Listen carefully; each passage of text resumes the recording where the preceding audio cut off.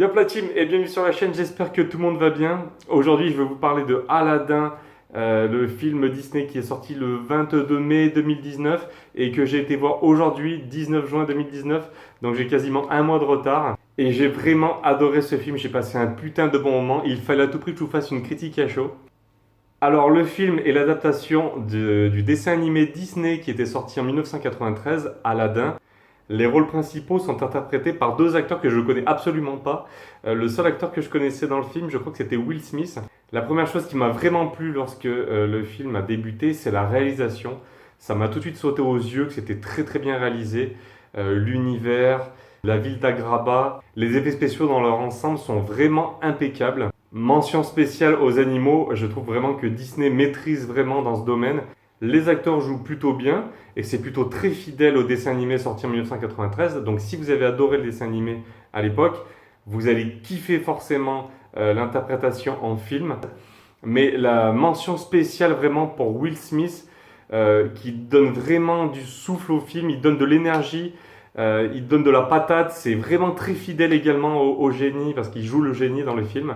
Donc c'est très fidèle au génie que l'on avait découvert dans le dessin animé original. Et c'était pas gagné parce que je me rappelle que quand j'avais découvert les premières images du film, et notamment Will Smith qui jouait le rôle du génie, je me suis dit putain mais c'est pas gagné, qu'est-ce qu'ils nous ont fait avec le génie, qu'est-ce qu'il fout là Will Smith, ça va pas être bon. Et finalement bah, c'est super bon et c'est vraiment cool de voir un génie aussi bien joué. Le film n'est pas qu'un simple copier-coller du dessin animé de l'époque. Je me rappelle que moi, c'était quelque chose qui m'avait vraiment dérangé dans La Belle et la Bête, où je trouvais que c'était vraiment du copier-coller à l'identique à l'original. Là, il y a quelques libertés et ça fait vraiment plaisir. Comme dans le dessin animé original, il y a beaucoup de chansons dans le film. D'habitude, c'est plutôt un défaut pour moi, les dessins animés Disney. Je trouve toujours qu'il y a trop de chansons. Je me rappelle encore de Vaiana, je trouvais qu'il y avait une ou deux chansons qui étaient vraiment de trop. Là, j'ai trouvé qu'elles étaient juste ce qu'il fallait, ni trop ni pas assez. J'ai trouvé que c'était très équilibré. Je n'ai pas eu la magie au moment de la chanson Le Rêve Bleu. Je me rappelle que dans le dessin animé, c'était un moment qui était vraiment féerique pour moi. C'était vraiment magique. Et j'ai pas retrouvé cette petite féerie. J'ai pas retrouvé cette magie du dessin animé original. Mais franchement, c'est vraiment pour chipoter parce que le film est vraiment très bon dans l'ensemble. C'est un très beau conte des mille et une nuits. Vous allez kiffer aller voir ce film en famille ou en solo. Les grands, les petits, c'est pour tout public. On a vraiment tous les ingrédients qui font un bon Disney.